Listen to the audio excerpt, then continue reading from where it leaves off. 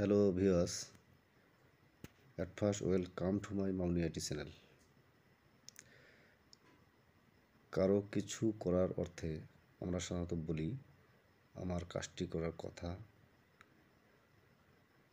আজ বৃষ্টি হওয়ার কথা আছে, এই ধরনের বাক্য বলে থাকি। এই ধরনের বাক্যগুলোকে খুব সহজেই বিভাব প্লাস সাপোজ টু ব্যবহার করে কীভাবে ইংরেজিতে বলতে পারি সেই সম্পর্কে আলোচনা করব। চলুন শুরু করা যাক।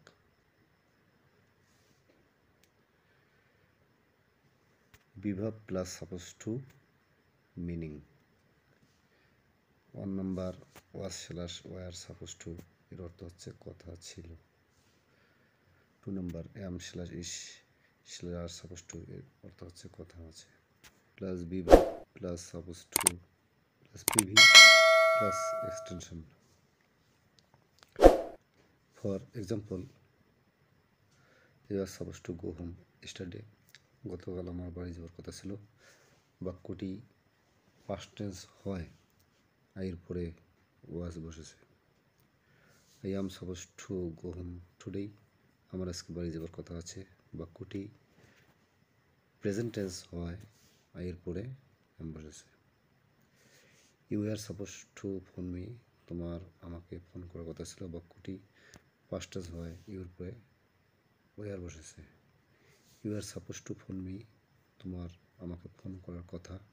বাক্যটি প্রেজেন্ট টেন্স হয় বা বর্তমান কাল হয়, ইউ এর পরে আর বসেছে। They are suppose to go to field. তাদের মাঠে যাবার কথা ছিল। বাক্যটি পাস্ট টেন্স হয়, দে এর পরে ওয়ার বসেছে। They are suppose to go to field. তাদের মাঠে যাবার কথা আছে। বাক্যটি বর্তমান কাল হয়, দে এর পরে আর বসেছে। হ্যালো ভিউয়ার্স, প্র্যাকটিস ছাড়া কোনো কিছুই শেখা সম্ভব নয়।